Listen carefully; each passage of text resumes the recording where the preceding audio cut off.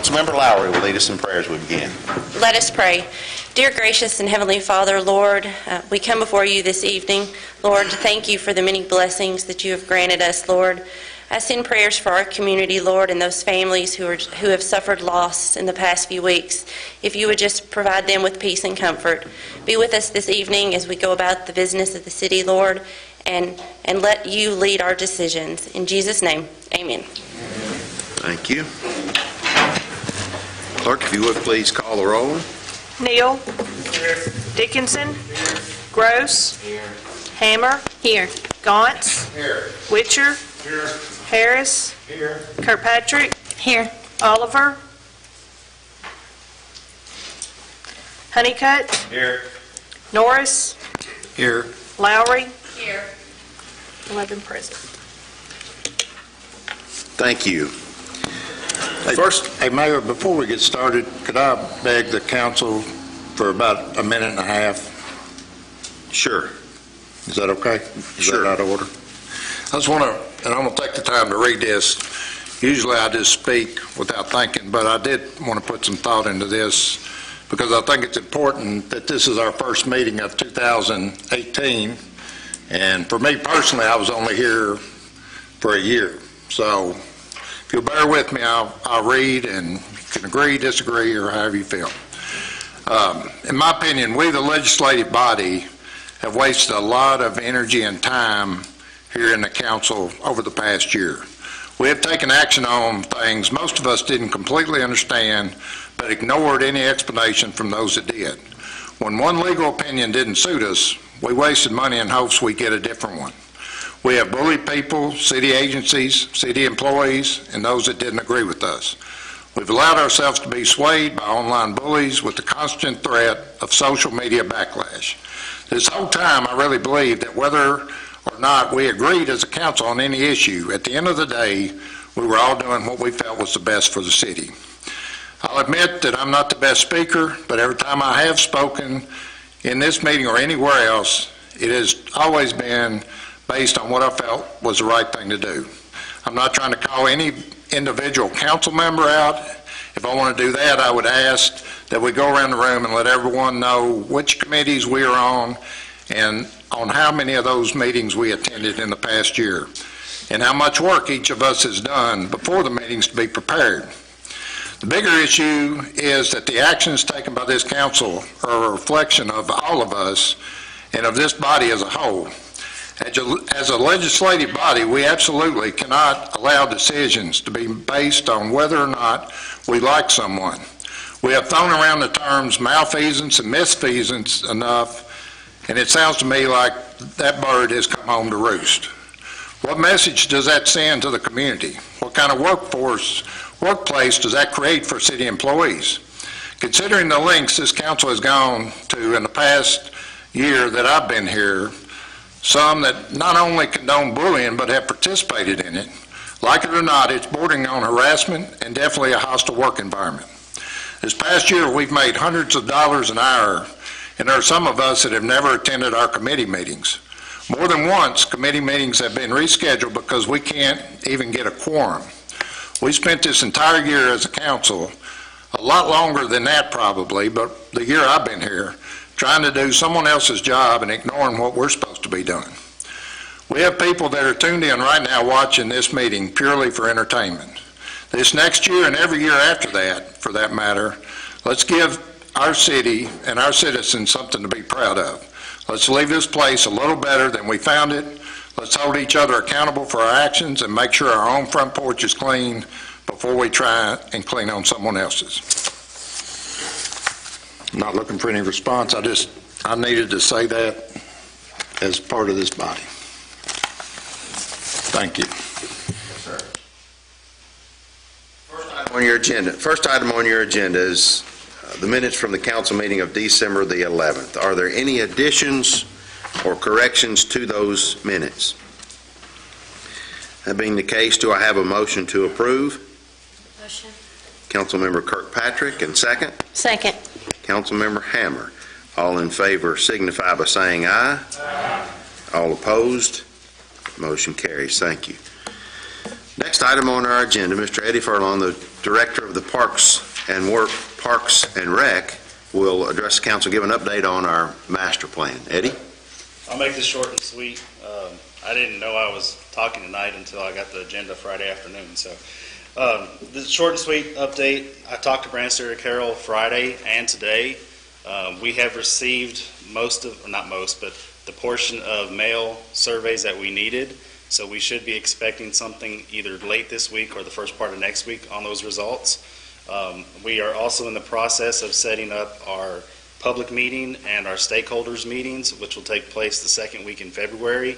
I don't have the specific date just yet or those times, but I will have those within the next 2 weeks, hopefully. Hopefully by the end of this week, we should have that. I did pass out a little sample letter to you guys. These are the types of questions that will be asked. This letter specifically questions that will be asked towards you all. So I hope that you guys can attend those meetings and bring some insight and your thoughts on what you would like to see take place. So that's it, short and sweet. Within the second week in February, we're going to have some public meetings and stakeholder meetings, and that's when the ball should really start rolling in. Thank you, Eddie. Any questions for Eddie? You say this is a major initiative. We just want to make sure that this stays in front of each of us, in front of our constituents, so that they be aware of what's going on when they receive that in the mail. Once we do get these meetings set, I will need your all's help to help get that word out so that we can get as many people here as we can. I just want to say that our first meeting with the steering committee went very well. We were here for a little over an hour, and a lot of good input into the pros and cons of the parks came out. So I think that this is going to be great working with Branster Carroll. They were very open to all ideas. And thank you to Eddie for everything he's put into getting this together. Thank you. Chief Howard, if you would make your way to the microphone.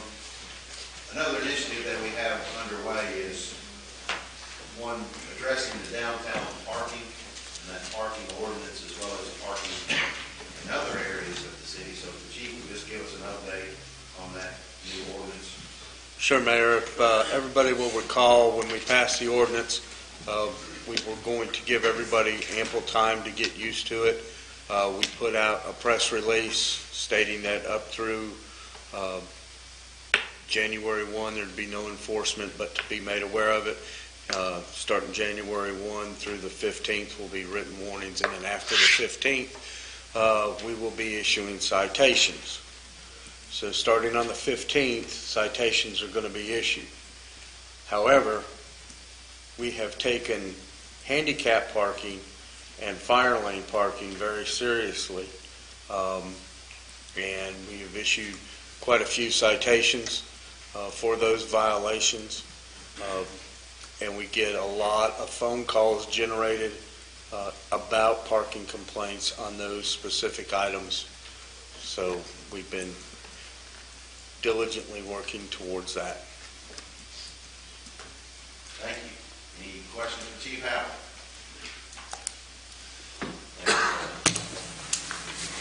Next item on the agenda is the city attorney will address the council regarding the recent First Amendment free speech issues that we've all encountered. Thank you, Mayor. I know that at least since the Christmas parade this past December, there has been some concern and conversation in the community with respect to free speech in the public forum. The mayor and council members have received numerous inquiries, and I too have been approached by folks with those same concerns and questions. The most basic question seems to be, can we do anything to deal with this? So I thought it would be beneficial for me to take a few moments to address the issue from a legal perspective, but my goal tonight is to keep my analysis as straightforward as possible and not get bogged down in a lot of legal jargon, although some legal theories must necessarily be explained. I will tell you that I'm certainly no constitutional scholar, but I have spent some time consulting with colleagues of mine, including attorneys with the Kentucky League of Cities, and I have done a fair amount of research on my own. Everyone has heard the right of free speech. It all starts with the First Amendment to the United States Constitution, which says that Congress shall make no law respecting an establishment of religion or prohibiting the free exercise thereof, or abridging the freedom of speech, or of the press, or the right of people to peacefully assemble and to petition the government for a redress of grievances. So there's a lot in there to unpack. You've got the freedom of expression of religion, you've got the freedom of speech, you've got the right to assemble, and all these rights and privileges have been made by the courts to apply to state and local governments under the 14th Amendment to the United States Constitution. And I'm paraphrasing, but that says that no state may make or enforce a law that would lessen or curtail the rights granted to citizens of the United States. So every amendment, every provision of the United States Constitution applies to state and local government under the 14th Amendment. Certainly, it is not reasonable to claim or argue that the First Amendment protects each and every verbal and nonverbal communication. It'd take me hours to even describe all of the types of speech that are excluded from the First Amendment protection, or those which have a much lower level of protection. But let me give you one example. Perhaps you all have heard the common example: shouting fire in a crowded theater is not protected by the First Amendment. And there are other examples. However, at the same time, there are certainly some speech that garners an extremely high level of protection. In terms of content, I feel comfortable in telling you that perhaps the two most protected areas of free speech and expression involve political and religious speech.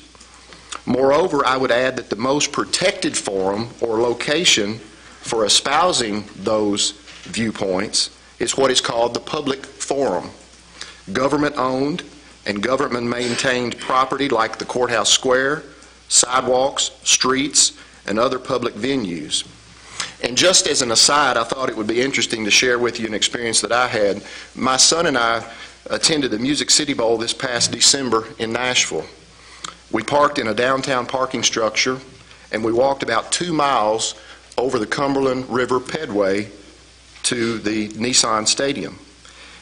I estimate that from the time that I left the car to the time that I got in Nissan Stadium, that we encountered no fewer than 6 sidewalk speakers and protesters espousing various viewpoints, and all of them had his or her sound amplification devices. So I tell you that to say that we're not the only city that deals with that type of thing.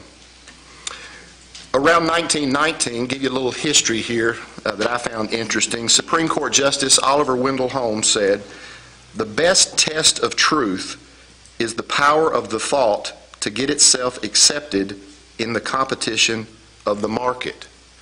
So the marketplace of ideas is one of the overarching rationales for free speech and expression. The state must allow dialogue to continue no matter how noxious or how disagreeable the dialogue is. And only when the social order is drastically threatened is government permitted to punish a speaker. And because this constitutional freedom is so ingrained into the fabric of our country's history, any laws that attempt to limit this freedom are not reviewed by courts under a low-level rationality test like most laws. Instead, such laws are subjected to the highest level of judicial scrutiny. So again, I ask the question, what can be done, if anything? Simply put, unless we are dealing with a form of speech or expression that is categorically excluded from First Amendment protection, which we are not dealing with in this particular instance, any government regulation abridging the First Amendment protection must be two things: content neutral, and it must impose only an indirect burden on the freedom of speech. These regulations are often called time, place, and manner restrictions. And as I said, they are highly scrutinized by the courts. As they often do when dealing with constitutional matters, the courts engage in what's called a balancing test of competing interests, and they design these tests to help review the process. Here, in these particular cases, the courts have developed a 3-part test to determine whether or not a federal, state, or local law impermissibly interferes with the rights guaranteed by the First Amendment. Here's the three parts. 1, the regulation must be content neutral in that it targets some quality other than the substantive expression of the speech. The second part is that the regulation must be narrowly tailored to serve a significant government interest. And the third part is that the regulation permits an alternative channel of expression.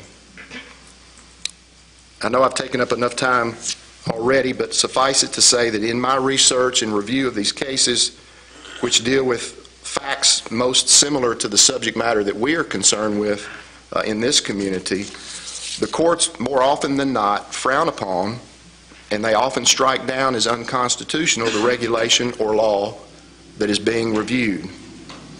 We have a sound amplification ordinance in place now, which seems to be the most common and legally accepted method of addressing these issues.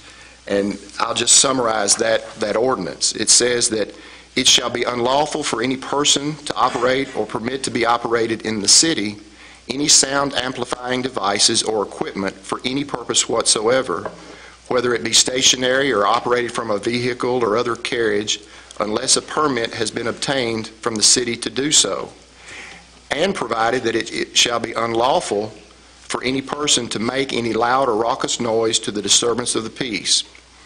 Any person to whom a permit is issued under this section who abuses his or her discretion and causes or permits loud and raucous noises shall subject the permit to immediate revocation. And also I would add that Kentucky law already prohibits riots, inciting riots, unlawful assembly, disorderly conduct, and harassment. And again, I want you to remember this idea of content-neutral laws.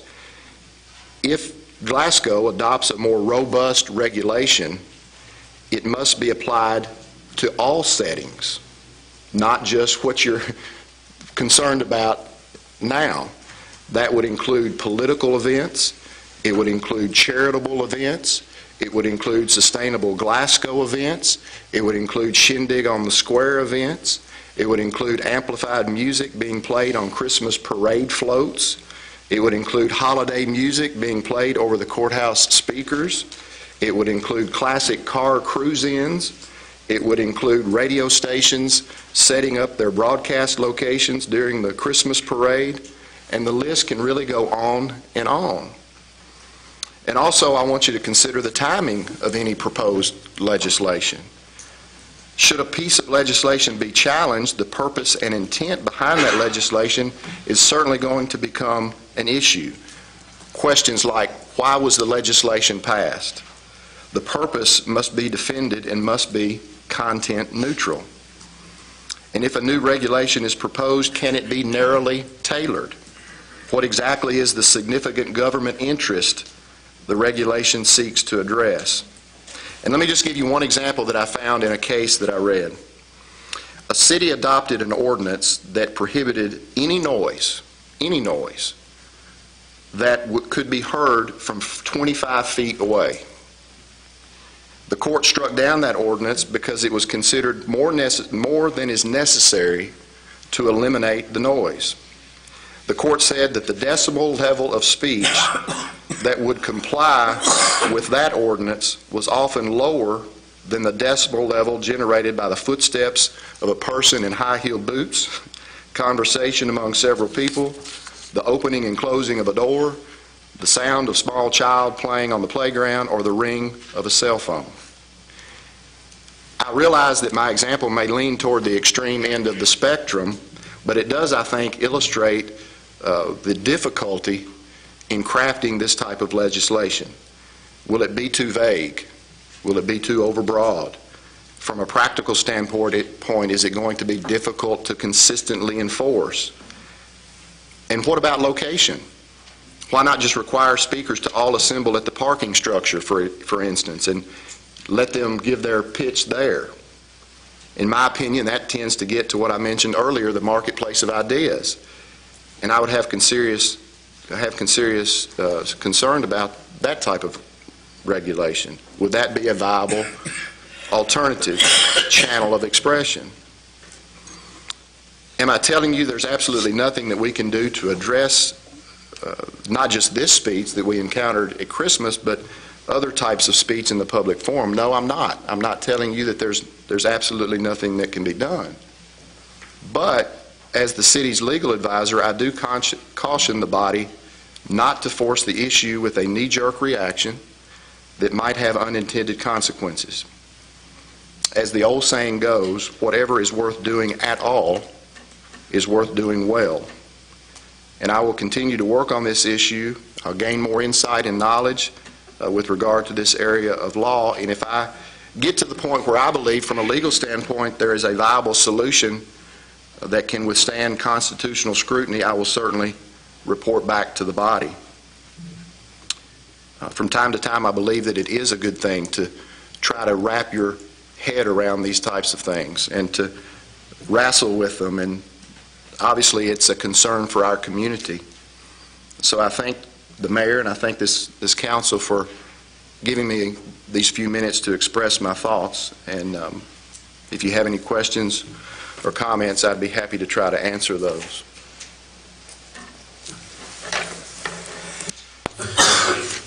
Any questions? Obviously, none of us were extremely pleased, I don't think, with the way that has played out either at the Christmas parade or in the following days, but as I think you've heard there's not a whole lot that we as a governing body can do to limit that. So should this group decide that we do want to change legislation, that's certainly your prerogative, and we can do as you please. If there are no questions, the next item on the agenda is a second reading of the ordinance amending the city's budget. Be it hereby ordained by the City of Glasgow that its annual budget for fiscal year July 1, 2017 through June 30, 2018 is hereby amended as follows. Section 1, there is hereby appropriated from the unappropriated sanitation landfill fund the sum of $25,000 to be transferred to the landfill maintenance and repairs account for repairs to a compactor. Section 2, there is hereby appropriated from the unappropriated general fund the sum of $5,000 to be transferred to the South Central Kentucky Cultural Center maintenance and repairs account for repairs to a wall. Section 3, there is hereby received insurance monies in the amount of $6,640 into the general fund police department other revenues account, and appropriating from the unappropriated general fund that same amount to the police department passenger vehicle account. Section 4, there is hereby received demolition reimbursement in the amount of $10,228.86 into the general fund, building inspector reimbursement demo expense account, and appropriating from the unappropriated general fund that same amount to the building inspector other contractual service account. Section 5, this ordinance shall take effect upon its passage and publication according to law. Having heard this ordinance read, do I have a motion to approve? So moved. Councilmember Witcher, and a second? Second. Councilmember Harris, any discussion? This is a second reading, therefore will be a roll call vote. If you would please, Jamie. Gauntz, Yes, ma'am. Oliver, absent, sorry. Lowry, Yes. Honeycutt, Yes. Harris, Yes. Norris, Yes. Kirkpatrick, Yes. Witcher, Yes. Hammer, Yes. Dickinson, Yes. Gross, Yes. Neal. Yes. Passes. Motion carries. Thank you. Next item on the agenda is the first reading of an ordinance amending the Code of Ordinances for licensing provisions. Council has a full copy of that ordinance. I will summarize it for you. Be it hereby ordained by the City of Glasgow as follows. Title 11, Business Regulations, Chapter 110, General Licensing Provisions, shall be and hereby are amended as follows. In 110.02, which is the occupational license application required section, it changes the verbiage a little bit, and instead of a questionnaire, it's called a registration form. And then there is a $25 registration fee now that will be paid with each registration form submitted to the Occupational Tax Office. It eliminates subsection B, which because we added the language in subsection A, B becomes unnecessary.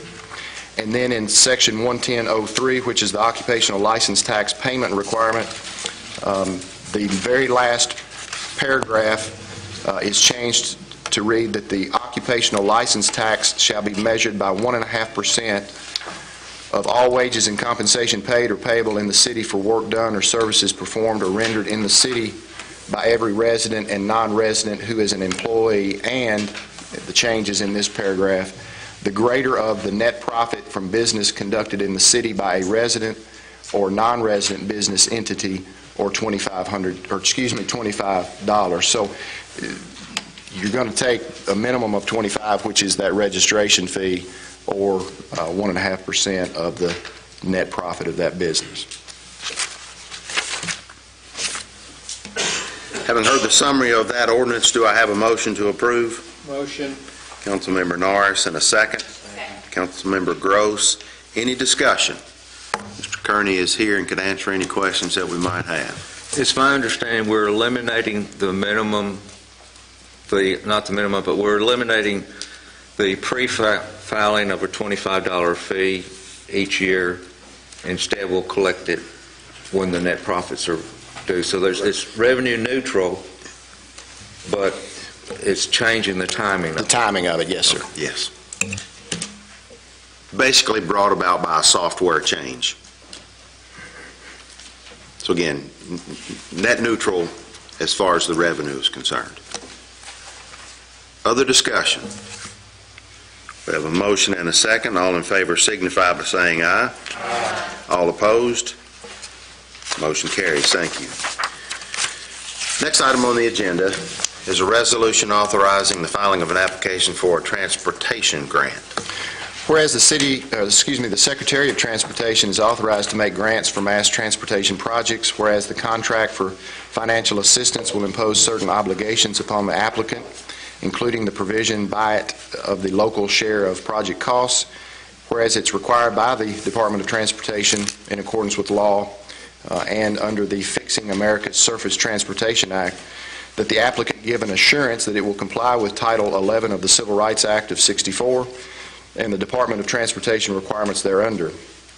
And whereas it is required by the U.S. Department of Transportation that in connection with the filing of an application for assistance, that the applicant give an assurance that it will comply with Section 504 of the Rehabilitation Act of 1973 and the U.S. Department of Transportation requirements. Whereas it's required by the U.S. Department of Labor in accordance with certain law, including the Fixing America's Surface Transportation Act, that in connection with the filing of an application for assistance and in the absence of a waiver from the Department of Labor, the applicant give the assurance to comply with certain sections of the Fixing America's Surface Transportation Act and the Department of Labor requirements. Whereas it is the goal of the applicant that disadvantaged business enterprises be utilized to the fullest extent possible in connection with this project, and that the definite procedures shall be established and administered to ensure that disadvantaged businesses shall have maximum feasible opportunity to compete for contracts when procuring construction contracts, supplies, and so forth. Now, therefore, be it hereby resolved by the city as follows. Section 1, Mayor Dick Doty is authorized to execute and file an application on behalf of the Glasgow Transit System with the U.S. Department of Transportation to aid in the financing and operating assistance projects described in the attachment.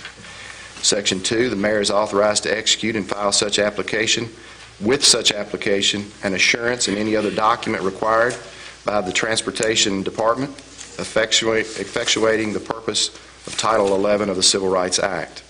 Section 3, the mayor is authorized to set forth and execute affirmative minority business policies in connection with the project's procurement needs. Section 4, the mayor is authorized to set forth and execute with this application an assurance that the Glasgow Transit System will comply with the sections of law as required by the Department of Labor. Section 5, the mayor is authorized to furnish such additional information as the Department of Transportation may require. Section 6, the mayor is authorized to execute grant contract agreements on behalf of the Glasgow Transit System with the Kentucky Transportation Cabinet. In Section 7, the resolution shall be in full force and effect from and after the date of its adoption. Having heard this resolution, do I have a motion to approve? Did you read under Section 2, Title 11? Ours says 6. I'm sorry. Sorry, Councilman Norris, I misread that in Roman numeral. It is Title 6 of the Civil Rights Act. Okay. Yes, sir. I have a motion by Councilmember Honeycutt and a second. Councilmember Neal. Any discussion? All in favor signify by saying aye. Aye. All opposed? Motion carries. Thank you. Next item is resolution committing the local share of the funds necessary for this grant application. Whereas Glasgow Transit System is authorized by the City of Glasgow to apply and accept grants of money to assist in the implementation of a transit system in Glasgow.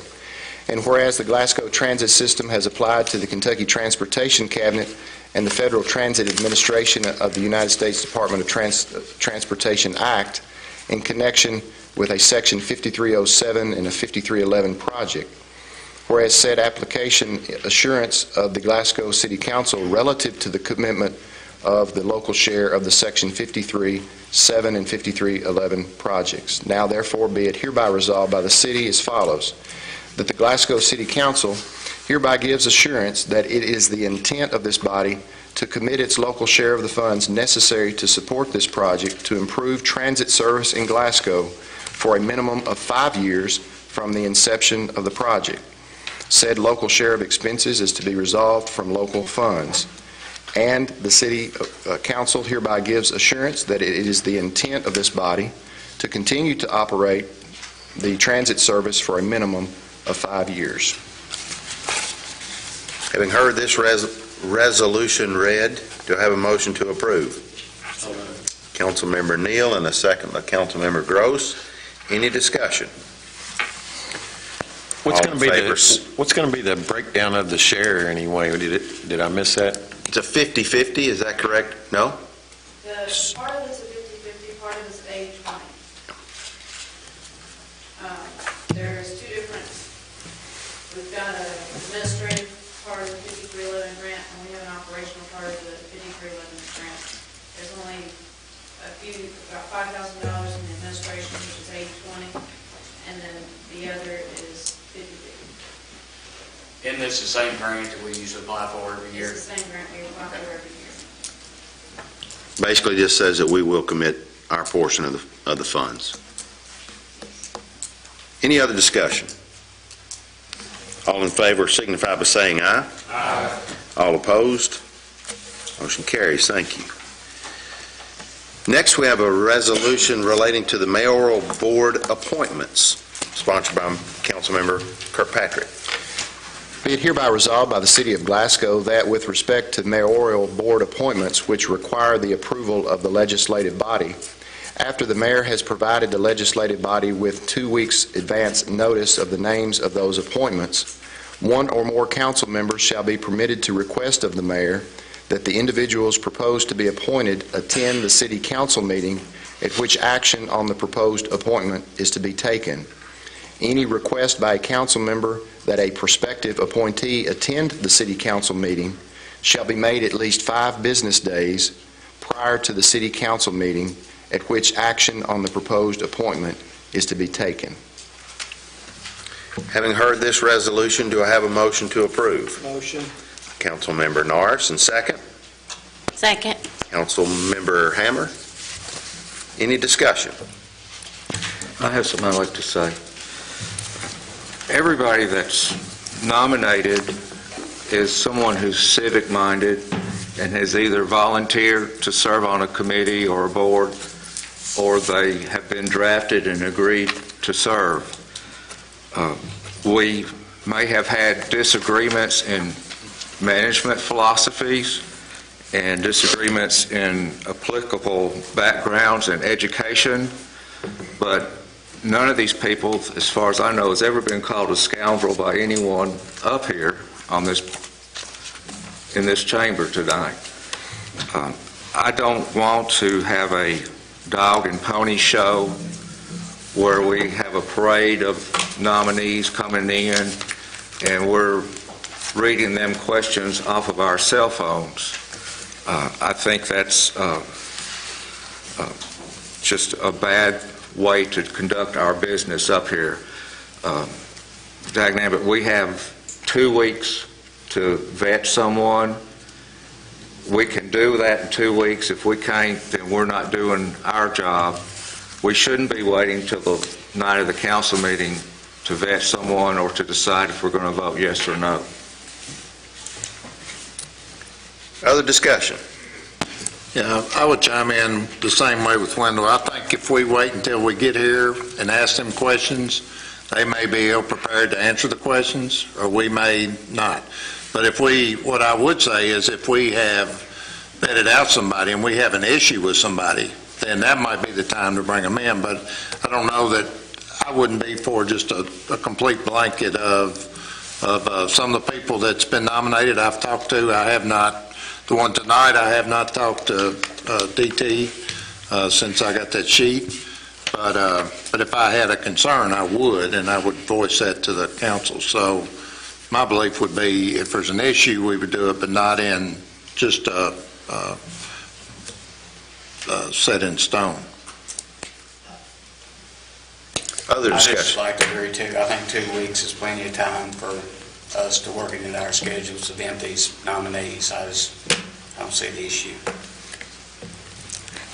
I'd like to address the 3 of you all that just spoke. There's more to it than just the 2-week notice of calling them on the phone and asking them questions. It's also about transparency. I don't like to highlight bad business, but if you all recall, when Ms. McLean was up for an appointment, there was some discrepancy of she said, she didn't say, she said, she didn't say, things like that. I believe it's in the best interest of the public to hear these questions and hear their answers. That's what this is about. Other discussion? All in favor signify by saying aye. Aye. All opposed? No. Roll call vote, please. Lowry, No. Dickinson, Yes. Norris, Yes. Harris, No. Neal, No. Gross, No. Hammer, Yes. Honeycutt, No. Witcher, No. Kirkpatrick, Yes. Gauntz, I'm out. 7 no, 7 no. 4. Is that right? 7 and 4? The motion fails. Next item on the agenda is municipal order appointing D.T. Froge to the Glasgow Electric Plant Board. On order of the mayor, D.T. Froge is hereby appointed as a director for the Glasgow Electric Plant Board. Mr. Froge's appointment shall be for a 4-year term effective February 1, 2018, and is subject to the approval of the Glasgow City Council.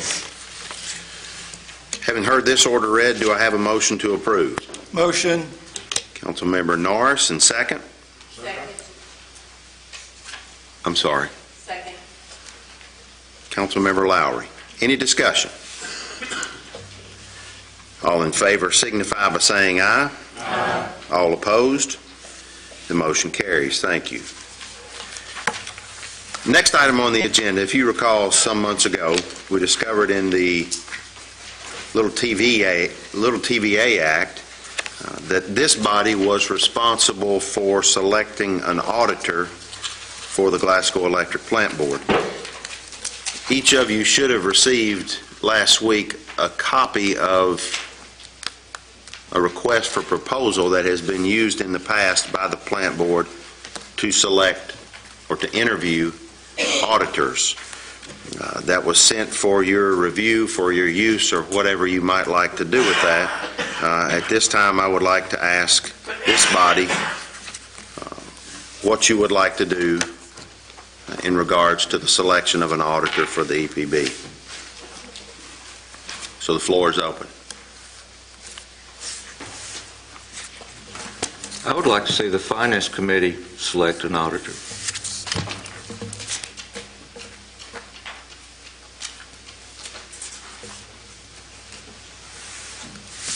Other discussion?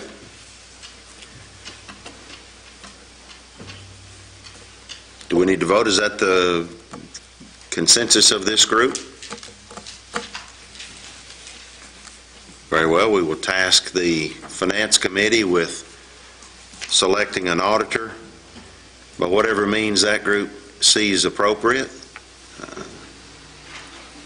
And we will bring that back for a report before this body. Mayor, would that be, I think we ought to make that in the form of a motion by Councilman Honeycutt, and then second, just All right. for the minutes, have a vote on that. Second. So I have a motion and a second by Councilmember Norris. Any discussion? Discussion. All right. They're going to bring, the Finance Committee would bring that back with a recommendation to the council, is that correct? And the council has the final authority? Okay. Okay. The Finance Committee will bring back a recommendation for this board to ratify. Other discussion? All in favor signify by saying aye. Aye. All opposed? Motion carries. Thank you. We have no more items on our agenda. We have several announcements tonight, the first of which is that City Hall will be closed Monday, January the 15th in observance of Martin Luther King Jr. Day. The Department of Public Works will also be closed on the 15th. For more information as to city services, you can look on the city's website to see those schedules. The Glasgow-Barron County Chamber of Commerce quarterly breakfast will be held at the Glasgow Golf and Country Club on Friday, January the 19th. Council members that wish to attend may pick up your tickets at the Chamber office. For more information, you can call the Chamber office at 651-3161. Daly and Vincent will be performing at the Plaza Theater as a part of their All-American Music Tour, and that will be on Friday, January the 19th. Those tickets are $30, and they can be purchased at the Plaza Theater ticket office or online at historicalplaza.com. The 97th annual meeting of the Glasgow-Barron County Chamber of Commerce will be held on Monday, February the 5th at the Cave City Convention Center. The reception is from 5:30 to 6:15, with dinner being served at 6:15. Council members wishing to attend may pick up their tickets at the Chamber of Commerce office. Are there any other announcements? There'll be no Parks and Rec meeting this week while we're waiting to get all the information back from Branster Carroll. Thank you. Mayor, I would just like to say thank you for these young men being here at our council meeting tonight, and hope one day I see you all sitting up here. Anything else? I'll entertain a motion to adjourn. Motion. Councilmember Norris and Councilmember Neal. All in favor signify by saying aye. Aye. All opposed? We are adjourned. Thank you.